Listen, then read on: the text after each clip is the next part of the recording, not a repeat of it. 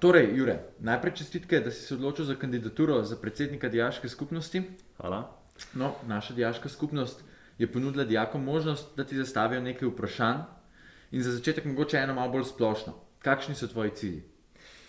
No, zdaj, ko smo videli, da se bo korona malo umirila, bomo probali čim več delati na povezovanju, druženju. Se pravi, vsekakor pride v poštev plesi, športna tekmovanja, naprimer iz odbojke, košarke. Pa tudi Cooperjev tek bomo letos umestili, potem tudi kulturni dogodki. V februarju bomo imeli kviz iz poezije, proze in dramskih del. Potem pa bomo uvedli tudi še zbiralne akcije za pomoč ubogim. Sliši se precej obetavno.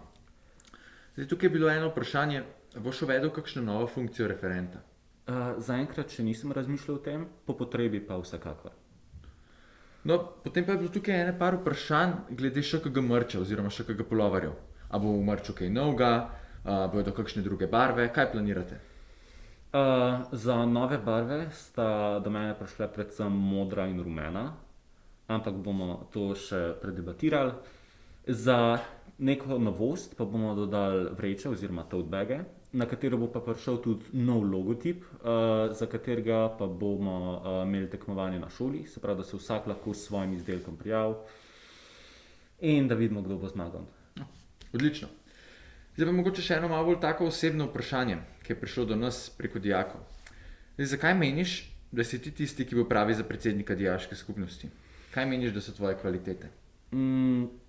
Med svoje kvalitete pa bi uvrstil iskrenost in nekako odprto glavo. Se pravi, ne bom bil nek diktator tukaj, ampak bom probal čim bolj sprejemati tuja mnenja, predvsem od moje ekipe in seveda vseh dijakov. Super, Jure, upam, da ti bodo tvoje kvalitete prišle prav. Da ti še jaz zastavim eno vprašanje, svoje, tako iz izkušenj. Zdaj, kot predsedniku dijaške skupnosti se ti bo verjetno življenje na šoli kar precej spremenilo.